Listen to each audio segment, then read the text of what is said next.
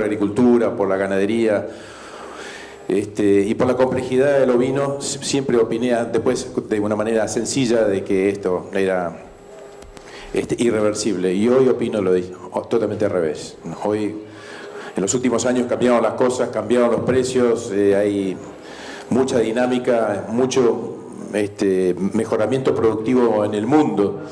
Y la verdad que las oportunidades para el país son fenomenales, con el ovino sin ninguna duda. Así que la idea es dar algunos conceptos, por lo menos para dejar sembrado alguna idea, alguna opinión sobre lo que se podría hacer y lo que creo que deberíamos entre todos poder hacer para dar un salto cualitativo y cuantitativo. En síntesis, así más o menos arrancó el esquema del ovino. Llegamos a tener 75 millones de ovinos sobre fines del siglo XIX, XVIII. Caímos a 12 millones y justamente ahí es donde empezó la ley ovina a traccionar en el 2002, básicamente. Y hoy tenemos, según los números que usamos en la Mesa Ovina Nacional, unos 15 millones de lanares y creciendo. Y el impacto social, si se quiere. En Senasa tiene registrado algo así como 120.000 ovejeros o tenedores de ovinos en el país en el año 2016, pero si hacemos un número no convencional y empezamos a decir si hay 120.000 gente que tiene ovejas, hay otros 120.000 personas que ayudan a ese productor a mover su oveja, ya estamos en 250.000, más toda la cadena industrial, comercial, lanera, textil, los frigoríficos, los fleteros, los esquiladores y todos los carniceros del país. Fácilmente podemos decir que los productos del ovino argentino lo tocan entre 300 y 400.000 personas, ¿no? No es un análisis convencional de trabajo directo e indirecto, pero la gente que toca nuestros productos es mínimamente esa cantidad de gente, a mi juicio por lo menos, ¿no? Acá hay datos que ya se mostraron, ¿no? Pues la evolución del stock ovino del 2002 que cayó y empezó a subir, y lo que vemos como un potencial crecimiento, haciendo poco, pero como objetivo, así como visión de la Mesa Ovina Nacional, un crecimiento de un 20% nada más, para hacerlo no muy, no demasiado optimista, digamos, ¿no? Más bien realista. La composición del stock, unos 15 millones de lanares dividido aproximadamente en esas regiones. La producción anual de unos 47 millones de kilos, algo menos estima la Federación Lanera Argentina, que redundan en un valor aproximado FOB de 250 millones de dólares anuales, que es más o menos lo que se produjo o se exportó el año pasado por primera vez, ¿no? 250 millones de dólares en lana. Y con la carne, con la misma expectativa de que hoy estamos en más o menos 55.000 toneladas o 55 millones de kilos de carne formal e informal que se produce en Argentina, el objetivo es bastante más agresivo. En lo que se puede hacer es llegar a 90.000 toneladas. Este número también lo publicamos entre la Mesa Ovina Nacional el año pasado. Así que ahí es donde se puso el primer esfuerzo de tracción para esta mesa a partir del año pasado, cuando esto se concibió. Y que es así, más o menos, hoy el stock de 15 millones otra vez, los kilos de carne por región, unas 55.000 toneladas, que a un promedio de $3 por kilo nada más, a valor mayorista si se quiere, que no es un precio demasiado alto, ya significan 160 y tantos millones de dólares. Así que el potencial para crecer es sensiblemente importante. Y el consumo mundial de carnes ovinas, además, se espera que va a seguir creciendo, especialmente en Asia, donde, como se dijo ayer también o anteayer, la expectativa de crecimiento económico en todos esos países es muy, muy grande. Antes hablábamos de que los demás países ovejeros eran nuestros competidores, en realidad son nuestros colegas, ¿no? La cantidad de ovinos en el mundo bajó a la mitad. El principal productor mundial es China, que tiene más de 1.000 millones de ovinos, pero es todo autoconsumo interno. Pero los países que comercian en el mundo son básicamente estos, y con estos nos encontramos en todas las ferias y con los cuales competimos. Competimos bien, digamos, posicionando la carne ovina, ¿no? Pero los indicadores de productivos del país nuestros son muy bajos, ¿no? Si queremos ver, el promedio señala 60-62%, creo que es. La Secretaría por ahí tiene un número mejor que el mío, pero digamos, el concepto está ahí, es un número bajo, el porcentaje de extracción es muy bajo y encima el peso promedio de cordero es bajo, así que en el fondo nuestro costo de proceso debe ser uno de los más caros del mundo, porque nuestro kilo promedio es el más bajo de corderos, como ven ahí, ¿no? Básicamente. Entonces, los objetivos nacionales, si vamos para atrás, lo que acabamos de decir, 250 millones de kilos de lana, 160 y tanto de carne, 400 millones de dólares es lo que más o menos genera la actividad ovina nacional hoy en día, más o menos el año 2018. Y si le ponemos a todos los principales indicadores un número un poquitito mejor, ¿no? Que subir el peso promedio de lana de 3,3 kilos a 3,6 kilos, si aumentamos el rinde en algunos puntos, si baja el micrón nacional en un micrón nada más, haciendo un cambio genético, es para donde está yendo además mucha gente, ¿no? Aumenta el peso de carcasa por un trabajo más ordenado o lo que sea. Si sumamos todas esas cosas, el impacto de crecimiento es fenomenal, tomando la misma base de precios del año pasado, ¿no?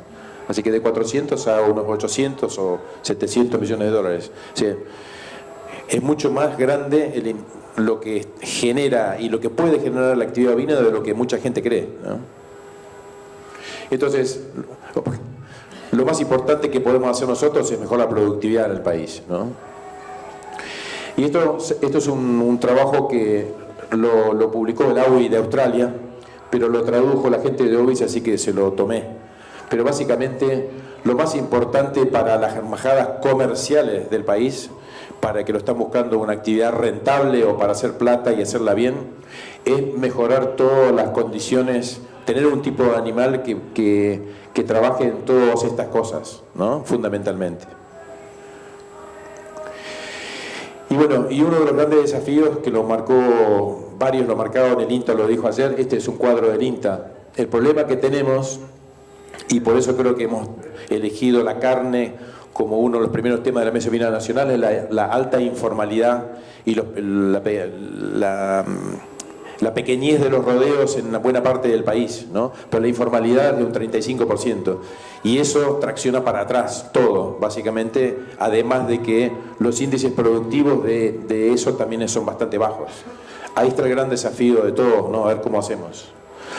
Y como ejemplo, si nosotros tenemos 9,5 millones de ovejas madres, básicamente en el país, dividido en las regiones, y como también se dijo ayer, la preñez del ovino es muy fácil, de alguna manera, ¿no? Se preña el 90 al 95%, pero si el rodeo es del 60%, nosotros de alguna manera u otra estamos perdiendo 30% de corderos que han sido gestados y que no llegan a ningún lado, no llegan a término o no llegan al mercado.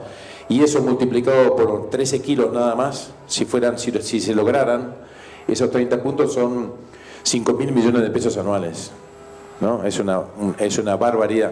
Entonces, si nosotros recuperáramos un tercio de eso, ya serían algo así como 50 millones de dólares por año que podríamos volver a meter en el circuito, ¿no? Ese es un enorme desafío. Y uno de los temas que tienen que ver con la productividad es la cuestión de los carneros, por ejemplo. Y esto es un fenómeno que creo que pasa en todo el país, pero en todo caso en Patagonia pasa seguro.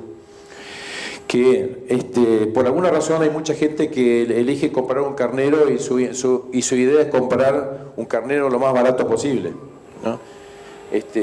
Y no mide a veces el valor o la importancia de un carnero de buena calidad. Y si nosotros comparamos el precio en dólares de lo que significan esos valores de los carneros generales, 150 a 200 dólares, en Australia los pagan 5 veces más, básicamente para hacer lo mismo, ¿no? Entonces nosotros tenemos una equivalencia entre el 15 y el 20% del valor hacemos valer nuestros carneros, eso comparado con los australianos, ¿no? Pero nosotros queremos vender la lana al mismo precio que el australiano, así que es una contradicción, ¿no? Y si un carnero en una majada de mil madres, por ejemplo, uno tiene un 3% de carneros, son 30. La cantidad de corderos a una señalada del 80% de cada carnero quiere decir que aproximadamente un carnero por año genera unos 27 corderos. Durante 5 años de servicio nada más son 130 carneros, 130 corderos que producen su vida útil, ¿no? Y a un cordero a 1.400 pesos, que fue el valor de este año, son casi 200.000 pesos lo que genera ese carnero, ¿no? Y si pongámosle que el carnero en vez de valer 6.000 costaba 10.000 pesos de promedio, ¿no? Ese carnero está generando casi 20 veces su valor de inversión inicial. Entonces, ¿por qué la necesidad de discutir si un carnero hay que pagarlo 5.000 pesos y no lo paga 7.000? ¿Cuál es la importancia de negociar barato ahí, ¿no? ¿Cuál es ¿no? Parece incomprensible. Una cosa es que no lo pueda pagar, eso es otra cosa, ¿no? Pero regatear calidad no tiene ninguna lógica, ¿no? Y acá hay un caballero que lo puede atestiguar, ¿no? Así que bueno, con las cuestiones de los carneros, obviamente hay un montón de cosas que todos saben que hay que hacer, ¿no? Pero la brucelosis es importante, la apreciación visual no es todo, es solamente el 50%, hay que trabajar con datos, cada vez hay que trabajar con más datos, no hay ninguna duda. La revisión clínica previa, ¿no? Todas estas cosas, el que está en producción lo sabe perfectamente bien. Ayer se habló de la condición corporal. Esta es una cuestión que nosotros incluso en Patagonia nos cuesta. La importancia de la condición corporal y que la oveja, cuando llega, tanto el carnero como la oveja, pero la oveja cuando entra en servicio o cuando está en época de aparición tiene que estar en condición 3 por lo menos. ¿Y cuál es el impacto de cuando la oveja está en menos condición, ¿no? Cuando empieza un sistema para atrás, como los porcentajes de señalada, cómo se ve que son muy malos, ¿no? Uno puede tener, si una oveja está en condición menos de 2, capaz que el porcentaje de señalada o de sobrevivencia del cordero capaz que es del 20%, del 30%. Y a la inversa, ni hablar si tiene mellizos, a medida que va aumentando la condición corporal. Y de acá se ve, de acá para arriba, una oveja que tiene un cordero simple o un cordero mellizo, perdón, este es el single, es el azul, pero agregado al verde, que si tiene mellizos, como la sumatoria de las dos impacta, y este es la sumatoria de las dos cosas. La oveja tiene una gran capacidad para tener los corderos, el asunto es que los corderos estén, que sobrevivan, ¿no? Entonces, es muy importante la condición, y eso es una cosa que creo que nosotros vamos a tener que poner cada vez más énfasis en los productores en general, ¿no? La oveja que no está en condiciones nunca va a dar un buen porcentaje de señalado, o se le van a morir los corderos o se muere la oveja misma, ¿no? Y con esta cuestión de la señalada, si con una señalada de un 70%, uno, a mi juicio, así, y no soy ningún técnico, ¿no? Pero prácticamente uno está en un nivel de equilibrio o de regresión de la majada. Porque dependiendo de la zona donde uno esté, si uno tiene un 70% y uno va a reponer un 35% de corderas, porque luego se le va a morir un buen porcentaje y uno tiene que llegar con un 25% de borregas, ¿no? Que es el porcentaje de reposición que uno debería tener por lo menos, para que luego de 6 años uno termine vendiendo una oveja vieja, ¿no? O ya con 5 crías encima. Significa que uno tendría que vender no menos de un 15% de oveja por año, ¿no? Haciendo esa secuencia y suponiendo que del 35 al 25 se muere mucho en el camino por factores determinados, ¿no? Fauna, clima, lo que sea. Entonces, eso quiere decir que uno ahí mismo con un 70% tiene capacidad de selección 0. Y con capacidad de selección 0 significa que a lo largo de 10 años lo más probable es que el peso de lana vaya bajando, etcétera, y uno quizás no se esté dando cuenta. Así que ni hablar cuando tenemos 50% señalada, o ¿no? 60 o 50 o 40. Después, bueno, esto no tiene mucha importancia en realidad, pero los australianos y neozelandeses no hacen la cuenta como lo hacemos nosotros. Si uno tiene 1000 ovejas y las largas, ¿no? Le da servicio. Pero, y se muere un porcentaje, por lo que sea, ¿no? Pero uno señala 500 corderos. ¿Cuánto señaló? ¿Señaló sobre el número que largó en mayo o señaló sobre el número de la oveja que entraron en el destete? ¿No? Entonces, de esta manera señalamos el 50 reales del capital que largamos a campo. Pero nosotros siempre contamos que la señal fue del 60. Porque psicológicamente el número más alto para empezar, ¿no? Pero no hay que engañarse. Entonces, todas estas cosas se la dijeron todos los que están en el tema ayer, básicamente, pero lo que estamos tratando de reforzar, ¿no? La revisación clínica de tanto de los carneros como de las madres es sumamente importante, la condición corporal cada vez más importante, el escaneo, la suplementación pre-servicio, preparto, y trabajar en el preparto donde se pueda. No hay duda que hay mucho mejor. Los índices productivos de preparto son positivos. Y el preparto lleva 40 y tantos años en Argentina ya. Y el tema de las cargas de la hacienda, y esto es un tema complejo en Patagonia por la fragilidad y la poca flexibilidad que hay en el año para poder cambiar las decisiones una vez que uno decidió arrancar, es cómo mantener una visión clara del pastizal, del manejo, la carga en sí, y el impacto que se genera cuando uno degrada además porque el año no lo acompañó, ¿no? Y uno cuando el año no acompaña y no pudo sacar los animales excedentes porque hay un momento del año donde nadie se los compra, además uno que dejó los animales para el invierno ya está. Básicamente es difícil decir, listo, voy a sacar otro 5% de animales, ¿a quién se los vendo? ¿Dónde los saco? O no se pueden entrar ni en el campo. Pero digamos, uno de los problemas serios que ha habido, por lo menos en Patagonia, es que los objetivos anuales de producción se basan en la hipótesis de que hay que tener tantos animales de esquila, ¿no? El campo da para 3.000 ovejas, listo, entonces tengo que tener 3.000 ovejas. Si el año viene muy malo y el campo está mal, igual tengo 3.000 ovejas. Y eso ha sido parte de la enorme degradación de Patagonia, que ahora hay una concepción bastante distinta y bastante más equilibrada, ¿no? Por ejemplo, ¿no? Un campo de allá que le decimos en leguas todavía, ¿no? Un campo de 20.000 hectáreas con una receptividad de 2.800 ovejas. El impacto, y esto es un ejercicio teórico además, no es que yo lo compruebo, pero si la capacidad del campo es de 2.800 ovejas y lo tiene un poquito forzado con 3.000 y lo tiene un poquito liviano, como las concepciones son distintas y el producido es distinto, ¿no? Va a trabajar forzado, pero todos sus rendimientos, sus números van a ser un poquito más negativos, sin duda, ¿no? La señalada, el peso por oveja va a tener más tierra, más esto, más el otro, que le va a generar tanto toda esa producción, ¿no? En kilo de lana, el valor a los precios actuales de lana y carne, y ese que trabaja más liviano, si sus indicadores son todos un poquito más positivos, a la larga el resultado es netamente positivo. Y yo de eso estoy convencido que es así, ¿no?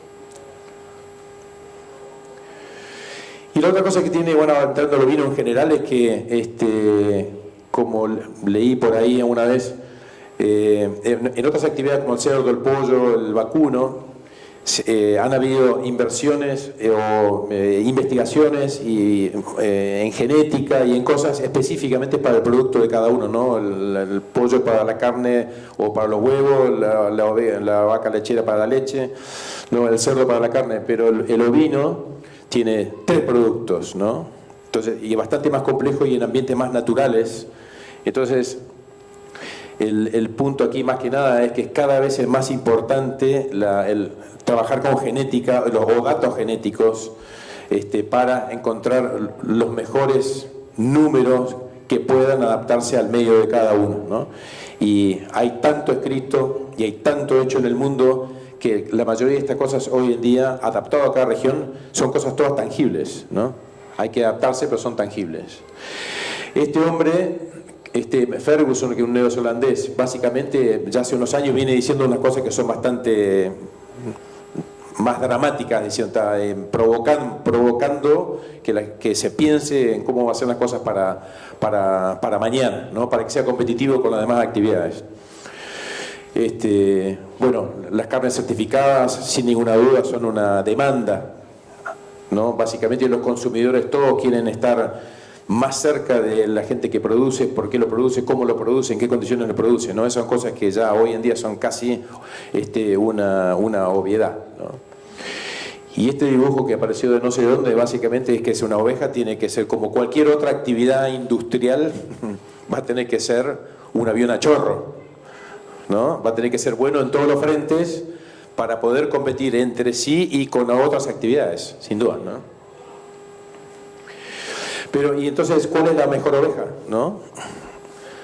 ¿Cuál es la oveja que uno tiene que creer o qué raza? En definitiva, para empezar, la que a uno más le guste, no hay ninguna duda, ¿no? Pero después la que le sea más estable productivamente, sin ninguna duda, ¿no? Y también que se adapte a su medio, ¿no? Si la abeja no se adapta al medio, ya sabemos cómo son las consecuencias. Entonces, no hablo de la leche porque no entiendo nada realmente, ¿no? Pero por lo menos en lana y carne algo puedo tocar de oído.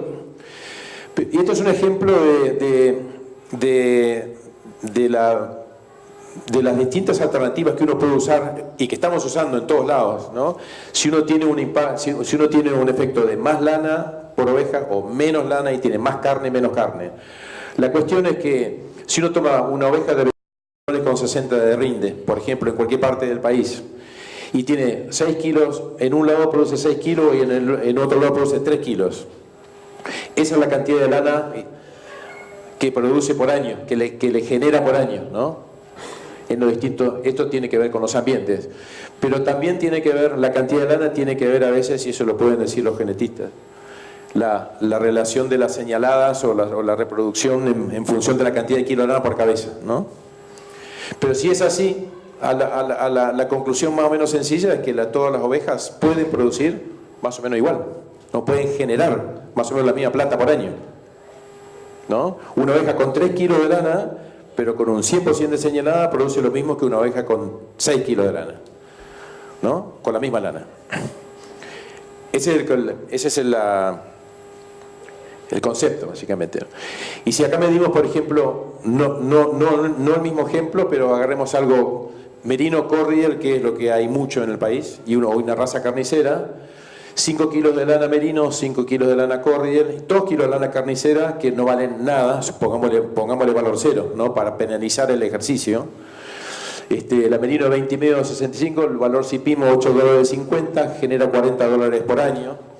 Y con una señalada del 85% merino, a 13 kilos la carcasa, a un cordero de 100 y pico días en Patagonia, por decir algo, o en cualquier lado, son casi 11 kilos y medio de carcasa, a $3 y tanto, o sea, 130, 140 pesos el kilo, son 38 pesos, 38 dólares. O sea, produce, no vende, esto es producción, no venta, ¿eh?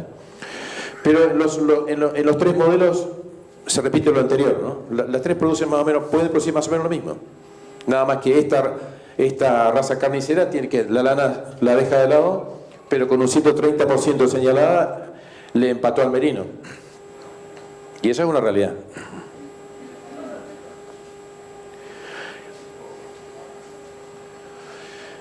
Entonces, en lo que tiene que ver con la lana, la lana merino está en un momento fenomenal, es que los valores están altísimos y las sensaciones que van a seguir estando altos.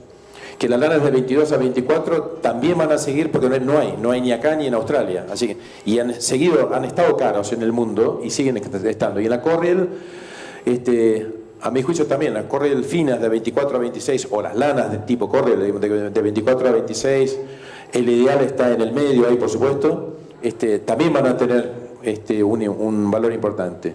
Argentina es uno de los principales productores de lana de calidad del mundo.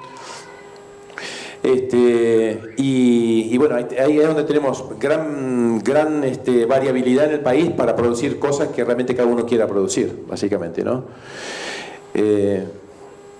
Lo demás ya lo dijimos en un momento. Y este dato, más bien solamente para desmistificar algunos comentarios de los veganos fundamentalmente, nosotros consumimos 115 kilos de carne por año, o 120 quizás, que al resto del planeta le parece una barbaridad, pero si uno agarra a un trabajador rural o un productor en cualquier parte que vive solamente de la oveja, como en Patagonia, y uno saca la cuenta, si le está dando medio capón por semana, ¿no? Para comer, esa persona está comiendo 250 kilos por año de carne ovina. Por año de carne ovina solo, y el resto no lo come porque no tiene acceso, ¿no? Come, baja al pueblo y come pollo, come un asado, cosas así. Entonces, de eso de que la carne ovina es mala para la salud, como dice alguien, está lejos de ser verdad, ¿no? Este otro dato es la composición o la descomposición de un animal, de una carcasa, desde el punto de vista frigorífico, y por ahí Álvaro lo puede corroborar más que yo, pero digamos, este es el concepto de un animal, de una carcasa, de 36 kilos de promedio, por hacer un ejemplo. Uno le va sacando las cosas, ¿no? El cuero pesa 4 kilos, las menudencias rojas pesan 200 gramos, 500 gramos, 400 gramos, las menudencias verdes, la cabeza, el seso, la lengua, los subproductos de menor valor, que son los que van a China básicamente, y los productos que no son comestibles. Todo eso tiene un valor, todo, absolutamente todo tiene valor. El problema, entonces, todo eso pasado por los precios teóricos, ¿no?, de cada cosa, pueden significar un retorno o un ingreso de 800, 900 pesos por animal. El problema es que hoy y los últimos años ha sido tan caro procesar estas cosas que muchos no se recuperan, ¿no? Muchos no se juntan, se tiran. Entonces es una cuenta teórica. Eso es lo que podría hacer en algún contexto. Eso se podría hasta exportar una buena parte, comer parte acá y exportar el resto, ¿no? Pero la cosa es que de esos 800 capaz que uno gasta 800 o 900 en procesarlos. Un cuero está en $2 y algo, y salar un cuero cuesta $2. Así que el valor es cero. Es una situación momentánea, pero es así.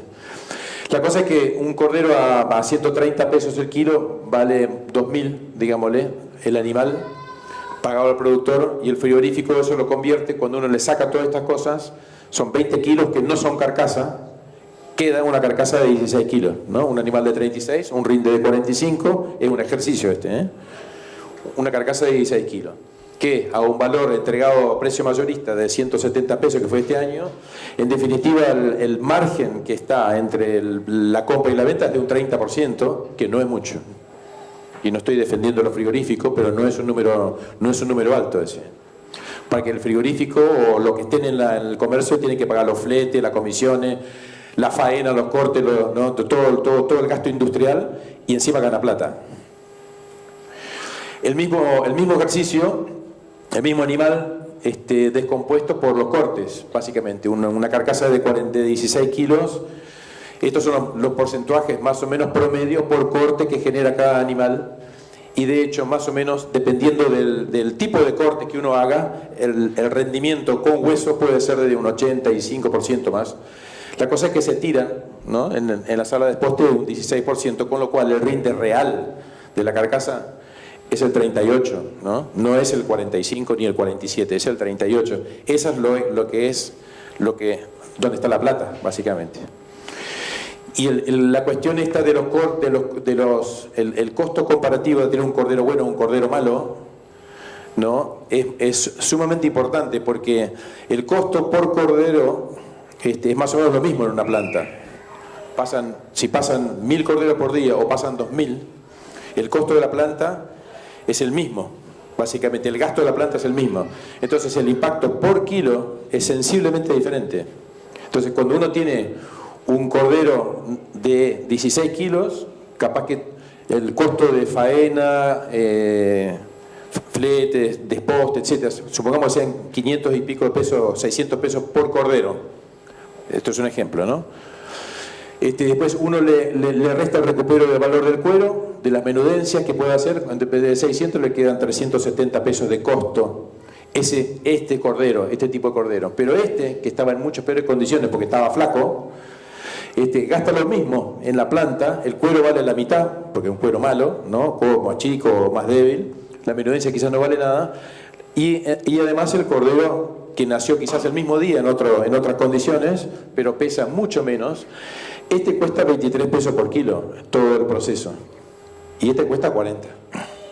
O sea, la diferencia es muy grande, y además, si uno lo corta, pasa lo mismo, ¿no? Es el mismo ejercicio, pero ya el rinde de faena es menor, el rinde de desposte o de recupero también es menor, con lo cual uno pasa de 38 quizás a un 35 o quizás menos, o directamente ese cordero ni lo corta, lo manda a vender como está. Y esto es haciendo la cuenta inversa desde el punto de vista del precio del consumidor, que en definitiva es a lo que vamos, ¿no? ¿Cuánto vale el cordero, el kilo de cordero puesto en una carnicería o en un supermercado? 230 pesos masiva, 260, 250, 270, una cosa así. El carnicero tradicionalmente le saca un 30%, es su margen de intervención, digamos, con eso gana plata o pierde plata, pero es más o menos una cuenta simple, es 30%. Restado el 30%, sacado el gasto de flete y distribución, lo que el gasto de frigorífico que calculamos antes, esto es lo que le puede pagar el frigorífico al productor, ¿no? En cada caso. Entonces, este cordero que era bueno, más o menos paga 130 pesos masiva, que es lo que en Patagonia se pagó este año, más o menos por ahí.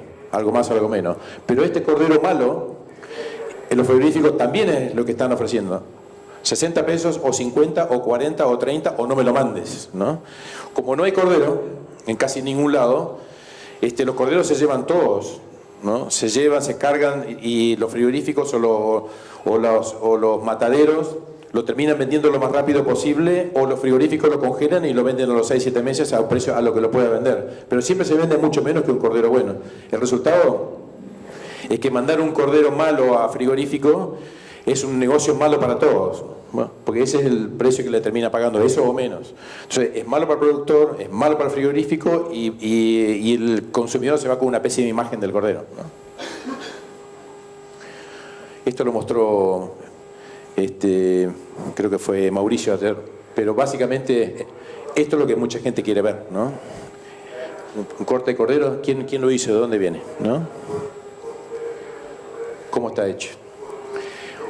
Esto es para Álvaro en realidad, ¿no? Pero esto solamente era para decir el año pasado, un ejemplo con precio del año pasado, que las carcasas, el valor carcasas cerca de $5 promedio, ¿no? Esto es un rango de precios de acuerdo a los pesos, pero digamos un cordero de 9.13 o de 13.16, el año pasado estaba entre $4.50 y $5, más o menos, entregado a frigorífico o FOB.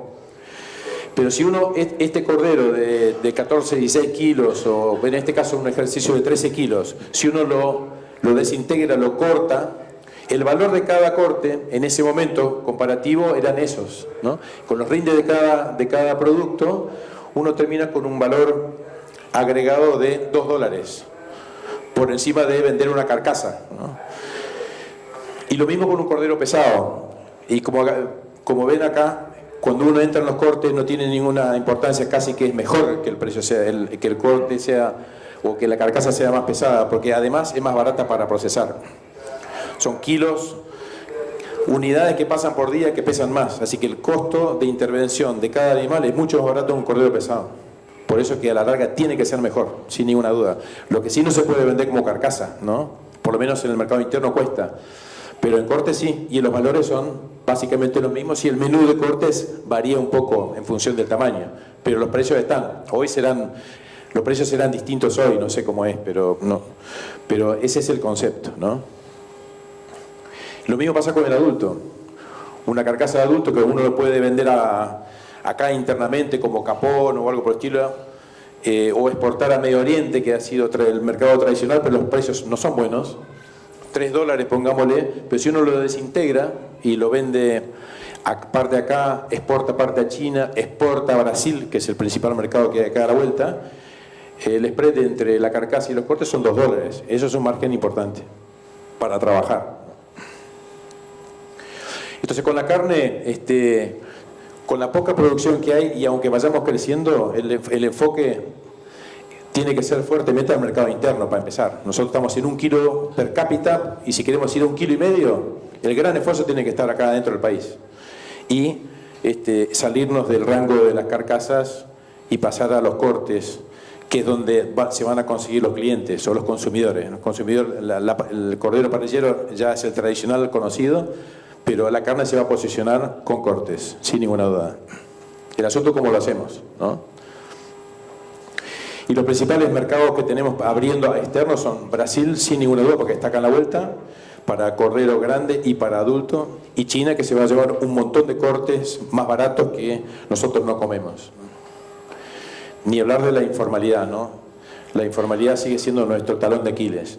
Y una de las cuestiones, hablando de sustentabilidad, que era parte de lo que decía el título de la charla, es con los cueros, que también se mencionó, de los 15 millones de animales que hay, si la extracción es de un 25, quiere decir que se faenan algo menos de 4 millones de ovinos por año, en blanco y en negro, ¿no? Hoy en día esta es la situación, o el año pasado la situación era esta. Más o menos el 60% de los cueros se tiran, porque la industria nacional es chica, hay mucha competencia de otros productos que no sintéticos o otras cosas que compiten con el cuero. La informalidad ayuda a que estas cosas no lleguen al circuito formal, y la cosa es que tenemos una situación espantosa, ¿no? Se tiran casi 2/3 de los cueros y encima tienen una retención del 10% aún, que no se ha logrado sacar, así que eso atenta contra todo. Pero si vamos a exponer alguna actividad no sustentable de la actividad ovina, esta es una fuerte, ¿no? Entonces, hablando en sustentabilidad, los 5 mandamientos animales, eso todo el mundo lo sabe, lo ha leído, pero también tenemos que trabajar o tener muy claro el uso del agua, el uso de los recursos forrajeros, el pastizal, el suelo, ¿no? Sin ninguna duda, las buenas prácticas ganaderas las tenemos que formalizar. Ese es otro desafío que tiene la mesa, que ya está en marcha, de hecho, con la Secretaría, hacer un plan de buenas prácticas de manejo ovino argentino, ¿no? Ya está en marcha. Y la trazabilidad, ¿no? La trazabilidad, que es cada vez más importante, porque no solamente los extranjeros lo exigen, sino los consumidores lo están exigiendo cada vez más. Y con estas cuestiones de que adicionalmente a esto, el balance de carbono es un tema cada vez más importante. Hay un objetivo nacional o internacional, en realidad, de 160 y tantos países, de llegar a un carbono neutro para el 2050, pero nuestros principales colegas o competidores ya se han impuesto en la actividad ganadera, ovina y vacuna, en llegar a esa meta en el 2030. Y Nueva Zelanda, que ya hizo un trabajo, la propuesta de ellos es, entre otras cosas, no hablando de los animales, es reducir los animales y que produzcan más, pero reducir la cantidad de cabezas de vacas y de ovinos en el país. Es pasar todos los camiones de gasoil a eléctricos entre el 2018 y el 2030.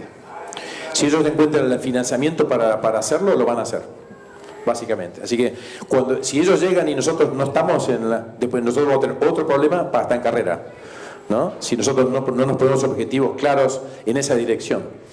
Y acá el INTA, por ejemplo, que nos está ayudando bastante en este tema a visualizar, si vamos a lo que decimos un manejo más racional del suelo, ya determina que el ovino, el manejo ovino en Patagonia ya está bastante bien balanceado en función de la oferta forrajera. Quiere decir que el productor, con mejores herramientas hoy en día, se maneja más cuidadosamente con el recurso, ¿no? Más que la condición es frágil del país.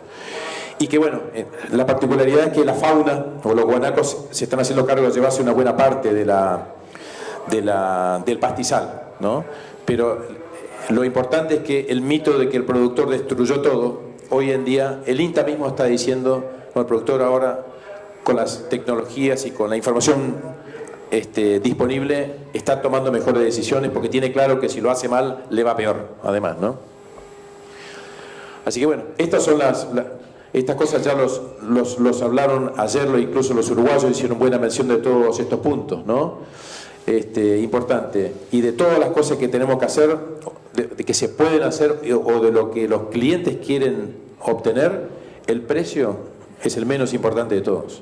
Mientras estas cosas se cumplen, el cliente dice hay que pagarlo un poco más, lo pago. Y hoy en día, si hablamos de competencia, la competencia no es la carne vacuna, ni el pollo, ni el cerdo.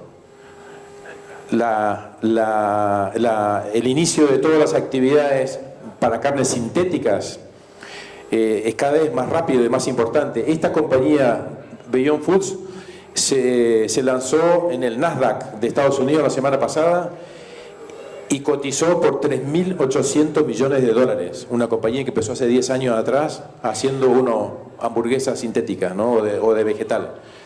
Consiguió inversores por 3.800 millones de dólares. Ahí sí vamos a tener una competencia clara y ahí sí va a ser importante ver qué hace la industria, ¿no? Y la industria somos todos parte de la industria, ¿eh? No solamente los industriales. Bueno, redondeando aquí, uno de los temas problemáticos que tiene la actividad, obviamente son los predadores, ¿no? Y tenemos predadores de todo tipo, ¿no? No hay planes de fauna provinciales, o son erráticos, pero no hay planes consistentes de control. Los perros y los chanchos asilvestrados o pseudo jabalíes son cada vez más complejos en todos lados. El robo y la justicia que no se ocupa del abigeato como para que los delitos sean, ¿no?, penalizados como corresponde, son todos reincidentes, es un problema serio, cerca de las ciudades fundamentalmente. Los parques y las reservas nacionales cada vez predan más tierras, y no solamente es el efecto del parque en sí, que puede ser una buena idea, es el efecto negativo que genera en todo el ambiente alrededor, ¿no? Que eso lo estamos viendo nosotros muy específicamente en Santa Cruz, y están empezando a avanzar ONGs en otras provincias, como ya entraron en Chubut, comprando áreas de reservas, parques, para conservar, como dicen ellos, sacar campos de producción ganadera para pasar a conservación, donárselos a parques nacionales que luego no tienen los recursos para administrarlos y quedan en manos de nadie, pues ya así lo estamos viendo en muchos casos en el país. Y después todo el vaciamiento que hay de producción alrededor, que ese es el principal tema que no evalúa todo este sistema de conservación, como lo quieren llamar, ¿no? Y eso es un tema que es transversal a todas las actividades agropecuarias del país, sin duda, ¿no? Bueno, básicamente las demás cosas lo sabemos claramente, y nosotros no nos dedicamos a hablar mucho del clima y los precios porque eso es la particularidad del negocio, ¿no?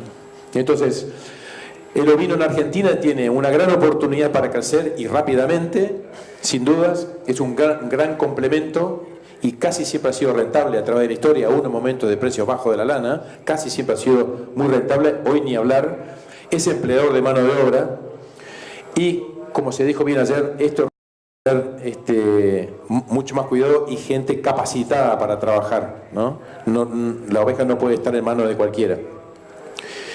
La oveja se adapta a cualquier medio del país, desde el norte hasta el sur, y lo más importante que hay hoy en día es que sobra la demanda nacional e internacional para lana y para carne.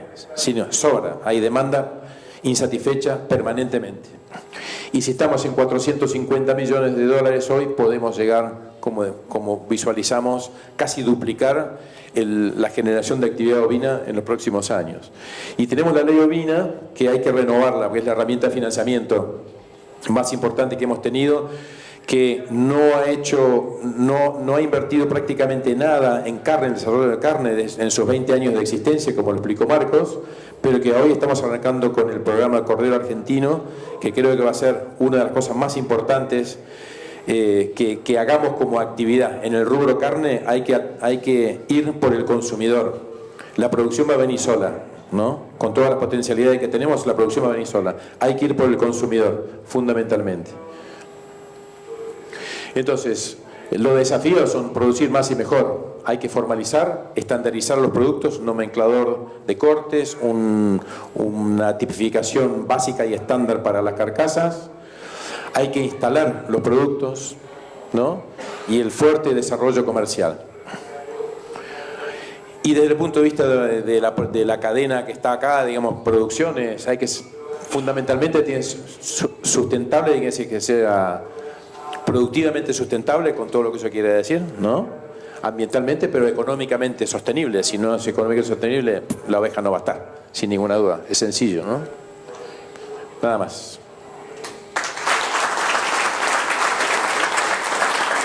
Velocito.